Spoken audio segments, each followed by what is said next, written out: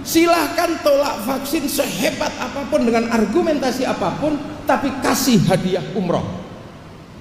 Makanya sesungguhnya ketika ada corona, di mana sebuah penyakit yang menghantui seluruh dunia ini terjadi, sesungguhnya corona tidak lain dan tidak bukan adalah finishing touch peradaban milenial. Orang tidak boleh ketemu karena corona, itu sudah bisa difasilitasi oleh Facebook. Orang tidak harus kemana-mana, ketika jalan bertanya sama orang sudah bisa diwakili oleh Google Map. Orang tidak harus kemana-mana beli makanan, bisa diwakili oleh Gojek, diwakili oleh GoFood. Orang tidak harus kemana-mana merindukan pacarnya, tidak perlu apel, cukup dengan membuka video call. Artinya kehidupan manusia dengan social distansi sudah diwakili oleh peradaban modern yang namanya milenial. Assalamualaikum warahmatullahi wabarakatuh. Bismillah, alhamdulillah, wassalatu wassalamu ala rasulillah Sayyidina Muhammad ibn Abdillah wa ala alihi wa ashabihi wa mawalah. Yang saya hormati para alim, para ulama, para kiai, Ketua Majelis Ulama Indonesia Kabupaten Semarang, Bapak Kiai Daroji, dan seluruh kiai yang hadir yang mewakili, yang sangat saya hormati Bapak Gubernur Jawa Tengah, Bapak Ganjar Pranowo, beserta Bapak Wakil Gubernur Jawa Tengah Gus Yassin. Alhamdulillah, peringatan Isra Mi'raj Nabi Muhammad SAW bisa kita jalankan dalam kondisi yang mungkin tidak terbayang sebelumnya, bahwa umat akan mengalami kondisi di mana kecerdasan dan pengetahuan akan mengalami peningkatan yang sangat luar biasa. Pengetahuan mengalami peningkatan yang sangat signifikan. Kecerdasan manusia mengalami peningkatan yang luar biasa, sehingga melahirkan satu periode kehidupan yang disebut milenial. Dan milenial ini adalah mesin pembantai yang luar biasa terhadap hal-hal yang tadinya bersifat konvensional. Millennials killing everything. Milenial membunuh segalanya. Hal-hal yang bersifat konvensional habis dihajar sama milenial. Dulu orang menulis surat cinta oleh milenial, perangko dihabisi oleh video call. Pak Pos habis oleh WhatsApp. Perusahaan-perusahaan besar habis. Perusahaan taksi gulung tikar.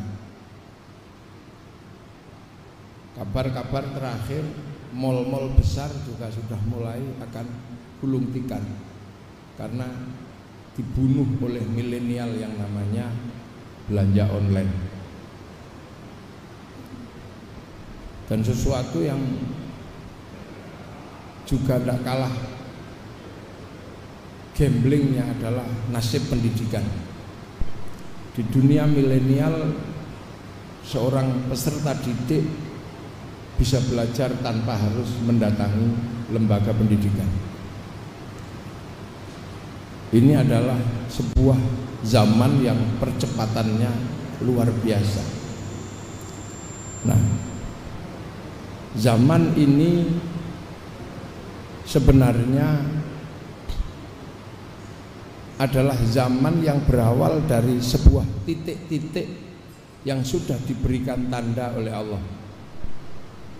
Titik-titik itu adalah satu titik yang akhirnya kemudian Rasulullah diperjalankan dari situ. Jadi titik-titik peradaban ini sudah ditandai oleh Allah. Maka perjalanan Isra Mi'raj Rasulullah sebenarnya adalah perjalanan melewati titik-titik peradaban yang sudah digambarkan oleh Allah. Apa? Yaitu titik minal Masjidil Haram ilal Masjidil Aqsa, yang dengan tegas disebutkan subhanalladzi asra bi 'abdihi lailan minal Masjidil Haram ilal Masjidil Aqsa alladzi barakna haulahu linuriyahu min ayatina innahu huwas sami'ul basir. Yang pertama disebut oleh Allah adalah Masjidil Haram. Masjidil Haram adalah sebuah sistem tanda yang sudah jauh sekali oleh Allah ditancapkan menjadi sebuah sistem tanda awal dengan disebut inna awwala baiti wudi'a lin-nasi lalladzi bi Bakkata mubarakah wa hudal lil alamin. Jadi rumah ibadah pertama, rumah pertama di muka bumi itu ya Masjidil Haram yang bertempat di Makkah. Kemudian tempat itu menjadi tempat yang barokah. Nah, barokah itu Allah yang akan mengukurnya. Karena itu tempat barokah, maka kemudian menjadi tempat yang Nabi Ibrahim menyandarkan seluruh keturunannya untuk berada di tempat itu, yang akhirnya disebut dalam Al-Quran ketika Nabi Ibrahim berdoa, Rabbana inni askantu min dzurriyyati biwadin ghairi dzi zar'in tapi inda baitikal muharram. Aku titipkan anak-anak turunanku pada tempat yang tidak ada apa-apa, tapi ini adalah baitikal muharram, awwala baiti wudi'a lin-nasi lalladzi bi Bakkata mubarakah. Artinya tempat ini adalah tempat yang sangat diberkahi. Maka karena itu tempat yang sangat diberkahi, walaupun ghairi dzi zar'in, tidak ada tanaman apapun, Nabi Ibrahim berani berdoa, Rabbana liyuqimus sholata waj'al afidatan minan nasi tahwi ilaihim warzuqhum minas samarati la'allahum yashkurun. Di tempat ini berdoa walaupun tidak ada apa-apa, menginginkan seluruh keturunannya adalah punya orang yang kuat dalam keyakinan untuk berpegang teguh kepada Allah, mau menjalankan sholat. Yang kedua, waj'al afidatan minan nasi tahwi ilaihim. Hati manusia condong, punya rasa cinta terhadap tempat itu, padahal tidak ada apa-apa. Bagaimana mungkin tempat yang tidak ada apa-apa mampu menghasilkan hati yang condong ke tempat itu? Ini doa-doa yang sangat sulit dicerna oleh akal. Yang ketiga, warzuqhum minas samarat, minta rizki buah-buahan, padahal ghairi dzi zar'in. Seluruh samarat itu pasti keluar dari syajarat. Akan tetapi berani berdoa tanpa syajarat, tanpa zar'in, minta samarat, warzuqhum minas samarat. Artinya bahwa keyakinan Nabi Ibrahim bahwa tempat ini diberkahi adalah sebuah keyakinan yang tidak hanya sebatas keyakinan, tapi uji material menempatkan keturunannya di tempat itu. Itu yang pertama. Dan akhirnya kemudian kita bisa melihat dari tempat itu lahirlah peradaban manusia yang sampai akhirnya berangkat dari situ lahir peradaban Islam di seluruh dunia. Dan kita bisa lihat sekarang peradaban muslim di seluruh dunia semua berangkat dari awwala baiti wudi'a lin-nasi lalladzi bi Bakkata mubarakah. Negara-negara yang jauh, bahkan kita yang di tempat yang demikian jauh yang namanya Nusantara, kita akhirnya tahwi ilaihim, punya kecenderungan kepada Makkah. Makanya di sini bahkan nama masjid banyak yang nama-nama menggunakan nama-nama bahasa Arab. Anak-anak kecil di pondok-pondok diajari bahasa Arab. Ini artinya apa? Bahwa tempat yang dulu tidak ada apa-apa, ghairi dzar'in, mampu menjadi guidance manusia di seluruh dunia, wa hudal lil alamin. Nah, yang kedua, di dalam Isra Mi'raj Rasulullah dihantarkan kepada Masjidil Aqsa alladzi barakna haulahu, yang diberkahi di sekitar Masjidil Aqsa. Dan dari Masjidil Aqsa lahir peradaban-peradaban besar. Peradaban dunia sekarang sebagian besar digerakkan oleh lahir dari Masjidil Aqsa. Suka tidak suka, Eropa digerakkan oleh peradaban yang beragama Yahudi dan Nasrani. Yahudi dan Nasrani membangun peradaban besar yang hari ini ada di Timur Tengah, ada di Eropa. Pusat agama Nasrani berangkat dari Masjidil Aqsa, walaupun sekarang pusat terbesarnya ada di Vatikan dengan pemimpin besarnya yang namanya Paus. Dan dari tradisi Nasrani lahir ilmuwan-ilmuwan besar dunia yang sekarang mempengaruhi kehidupan manusia di muka bumi. Barokah Masjidil Aqsa bisa kita rasakan, walaupun berangkat dari agama yang di dalam Al-Quran disebut sebagai agama Nasrani dan agama Yahudi. Suka tidak suka, peradaban-peradaban di Eropa hari ini yang kita bisa nikmati tumbuh dari tradisi keberagamaan Yahudi. Sistem perbankan dunia yang sekarang bisa kita nikmati, yang tadi memberikan bantuan kepada pondok-pondok pesantren, adalah sebuah sistem keuangan dunia yang bangkit dari peradaban orang-orang Yahudi ketika dia membangun sebuah bank yang dikenal dengan Bank Devisa New York, yang akhirnya mengontrol seluruh sistem keuangan dunia yang namanya Wall Street yang ada di Amerika. Artinya barokna haulahu, ada keberkahan di sekitar Masjidil Aqsa hari ini. Peradaban besar dunia bangkit dari sana. Kaum muslimin bisa pergi haji karena menaik pesawat terbang. Itu juga tumbuh dari peradaban yang dari Masjidil Aqsa. Orang-orang Yahudi, orang-orang Nasrani yang pinter-pinter di Timur Tengah mampu membuat teknologi pesawat terbang.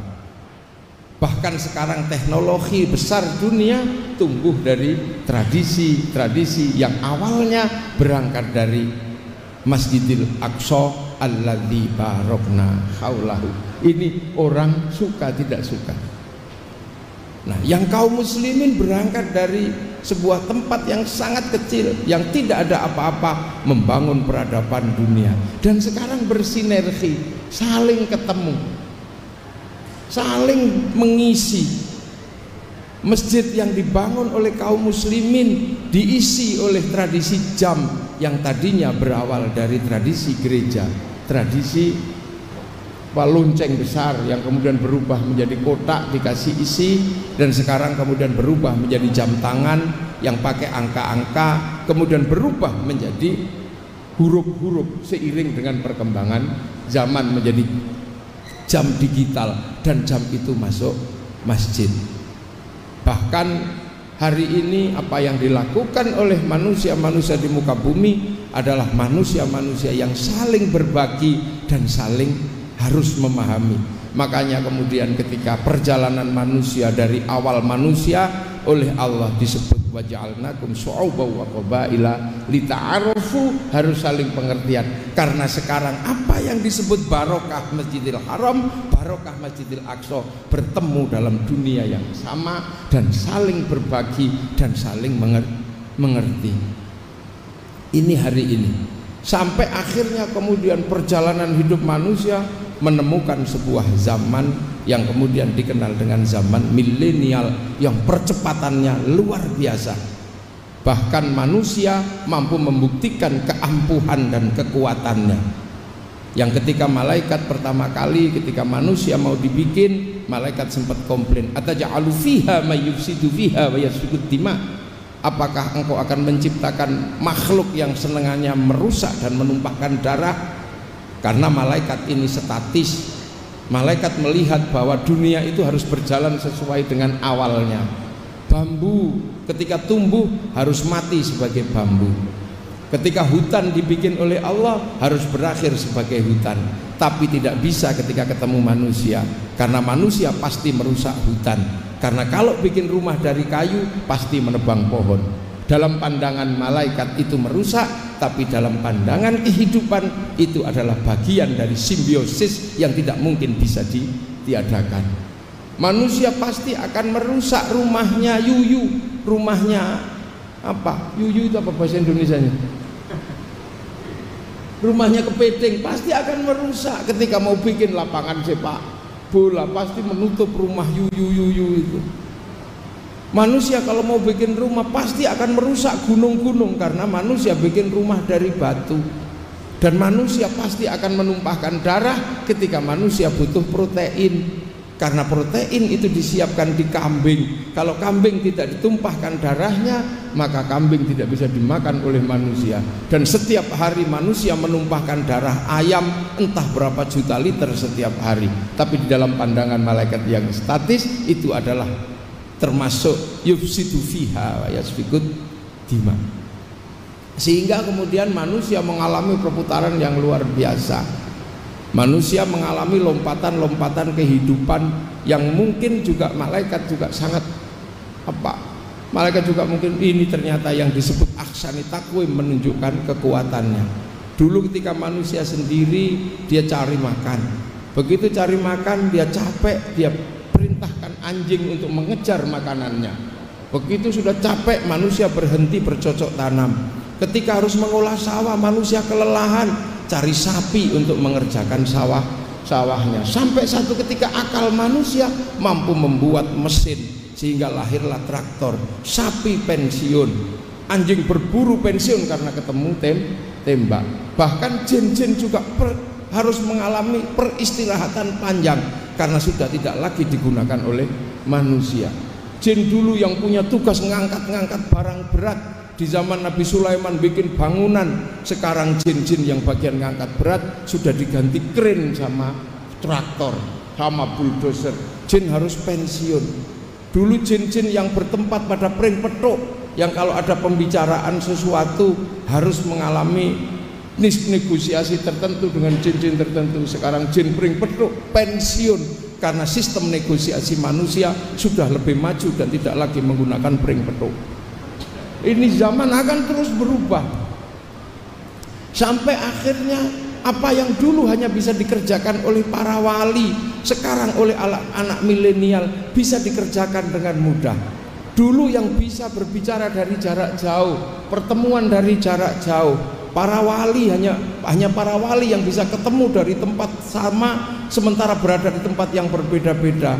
Wali Songo bisa rapat di Pamijahan, padahal para wali berada di rumahnya masing-masing. Sekarang yang penting punya kuota, bisa melakukan rapat dari jarak jauh. Dan ini zaman ini melakukan pergeseran yang luar biasa. Dulu yang bisa mencari barang hilang hanyalah para senayang yang mampu menggunakan piring, kemudian apa itu?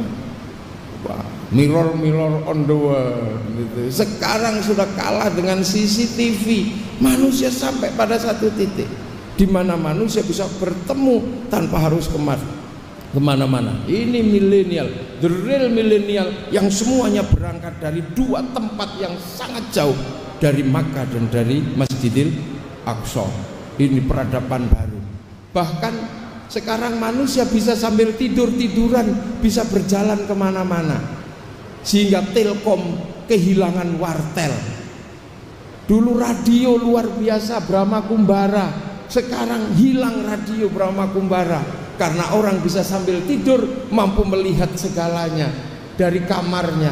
Anak-anak muda sekarang seperti zaman mudanya Pak Ganjar, nggak perlu harus ke sungai untuk melihat orang mandi. Sekarang dia dari dalam kamar mampu melihat yang mandi seperti apa, bisa dari dalam kamar. yang penting punya kuota. Maka apa yang dulu disebut dunia dikontrol oleh dari satu titik, teknologinya pun bisa ditemukan. Maka ketika Rasulullah dulu ditanya tentang Masjidil Aqsa, Rasulullah tidak menjawab. Karena apa? Rasulullah tidak memperhatikan pintu, tidak memperhatikan jendela. Maka kemudian ketika Rasulullah ditanya sama orang Quraisy, "Ya Muhammad, Masjidil Aqsa pintunya berapa? Jendelanya berapa?" Maka malaikat kemudian menghadirkan gambar hidup kepada Rasulullah. Dan itu kalau sekarang yang dikenal dengan namanya siaran langsung. Semuanya sudah bisa diteknologikan, sehingga manusia tidak perlu kemana-mana. Dulu orang rindu pasti harus membayangkan surat, sekarang orang rindu tinggal buka video call. Ini peradaban manusia ya, dan ini ketemu. Yang menyiapkan video call adalah WhatsApp, yang menyiapkan ketemu dengan orang-orang lain adalah Facebook. Dan Facebook serta WhatsApp miliknya Kun sama miliknya Mark Zuckerberg yang beragama, yang bersumber dari Masjidil Aqsa alladzi barokna haulahu. Bahkan ketika Raja Saud kedatangan tamu, di mana seluruh kaum muslimin mendatangi Makkah, Raja Saud sadar betul tidak bisa menyambut tamu Allah dengan sempurna kalau hanya dengan tenda-tenda. Akhirnya Raja Saud menghadirkan seorang perempuan yang kemana-mana pakai celana pendek dan entah BH-nya tertata atau tidak, namanya Paris Hilton, untuk bikin penginapan persis di depan Masjidil Haram. Ketika orang-orang pergi haji minum air zam-zam, kurang dingin, kurang enak, pemerintah Saud memanggil Pepsi, memanggil Coca-Cola, memanggil Sprite.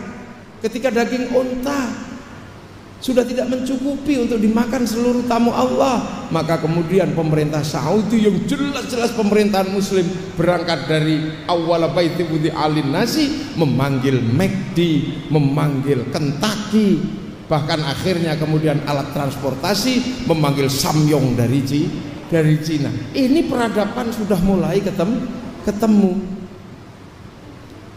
Tidak harus kemana-mana, orang bisa ketemu.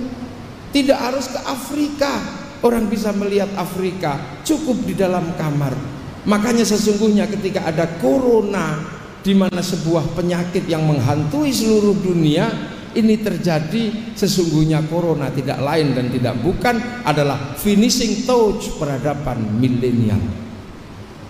Orang tidak boleh ketemu karena corona, itu sudah bisa difasilitasi oleh Facebook. Orang tidak harus kemana-mana, ketika jalan bertanya sama orang sudah bisa diwakili oleh Google Map. Orang tidak harus kemana-mana beli makanan, bisa diwakili oleh Gojek, diwakili oleh GoFood.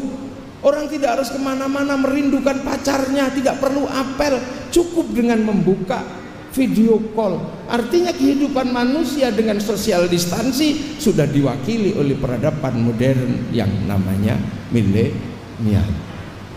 Dan percepatan manusia luar biasa. Dulu untuk sampai ke Afrika butuh waktu mungkin 11 bulan.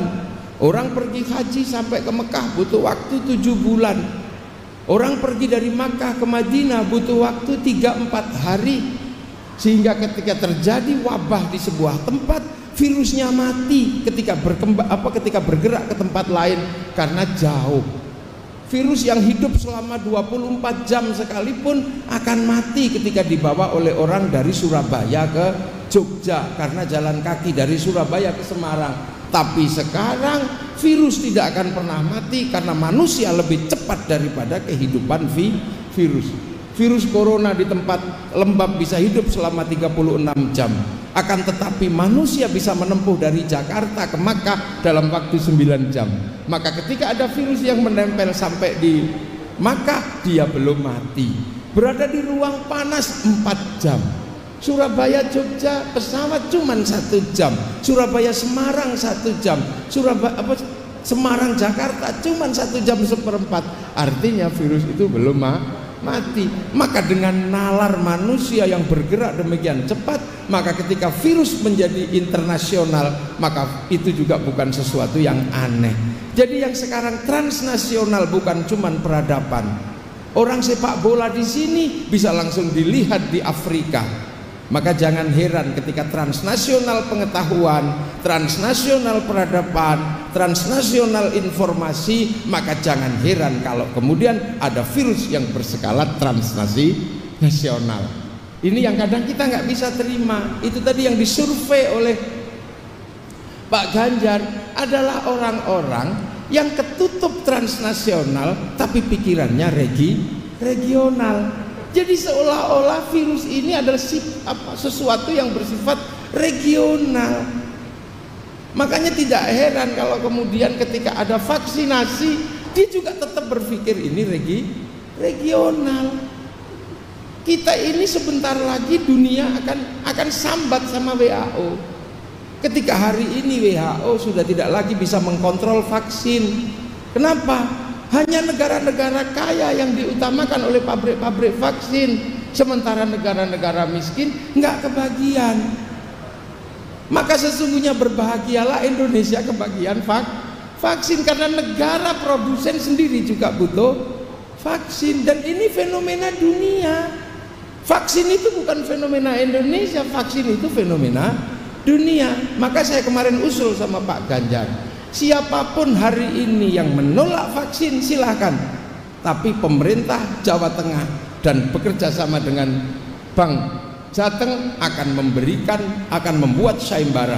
Siapapun yang paling kuat punya argumen untuk menolak vaksin akan diambil 10 orang, tapi dia juga harus menolak vaksin secara tegas bahwa dia tidak mau divaksin. Akan ada sayembara yang saya minta memberikan hadiah besar buat mereka yang menolak vaksin. Apa hadiahnya? Umroh. Silahkan tolak vaksin sehebat apapun dengan argumentasi apapun, tapi kasih hadiah umroh. Saya yakin kalau dikasih hadiah umroh, pasti dia akan berhadapan dengan sistem pemerintahan Saudi bahwa hanya bisa menerima peserta umroh yang sudah divaksin, baik meningitis maupun vaksin COVID, pasti itu. Dan mereka akan baru tahu sampai di Makkah ternyata COVID dan meningitis itu ternyata bersaudara. Itu baru tahu. Loh, ini fenomena dunia, ini bukan fenomena Indonesia. Makanya lah, sistem peradaban dunianya diterima, tapi begitu ada penyakit yang berskala transnasional, ini nggak bisa diterima. Sama dengan peradabannya diterima. Sama dengan peradaban ini kita terima semua. Facebook kita terima, WhatsApp kita terima, peralatan rumah tangga dari Cina kita terima, dari negara-negara manapun kita terima sebagai bagian dari kehidupan masyarakat kekinian. Tapi begitu dengar nama Cina alergi, dengar nama Yahudi alergi, dengar nama Nasrani alergi. Padahal setiap hari kita sudah ketemu dalam satu peradaban yang sama, satu peradaban yang utuh. Ini adalah nalar paradok masyarakat modern pasca materialisme. Dan ini harus menjadi catatan-catatan besar. Maka saya minta kepada Pak Ganjar dan yang memegang uang dari Bank Jateng, dan ini mungkin ketua panitianya langsung ketua MUI sama Kanwil Pak ya, untuk bikin sayembara lomba karya tulis ilmiah tentang tidak butuhnya vaksin dan tentang kejahatan vaksin. Bila perlu dalil-dalil agama silakan keluar semua, dan pemenangnya juga tidak boleh divaksin. Karena apa? Karena dia harus mempertanggungjawabkan keyakinannya, tapi hadiahnya adalah haji dan umroh. Monggo. Hadiahnya haji dan umroh, dah, monggo. Atau kemudian orang-orang itu nggak usah disurvei, langsung dipanggili semua yang akan diberangkatkan umroh dan haji, silakan. Nah, kalau nggak bawa surat vaksin suruh pulang. Nah, ini fenomena dunia, ini standar dunia. Agama sudah menjadi keyakinan dunia yang berawal dari tempat yang ghairi dzar'in, agamanya menjadi agama dunia. Yang berangkat dari Masjidil Aqsa alladzi barakna haulahu, ini sudah menjadi peradaban dunia, dan peradaban ini akan saling mengisi sampai nanti apa finishing touch berikutnya. Hanya Allah yang tahu. Tapi umat akan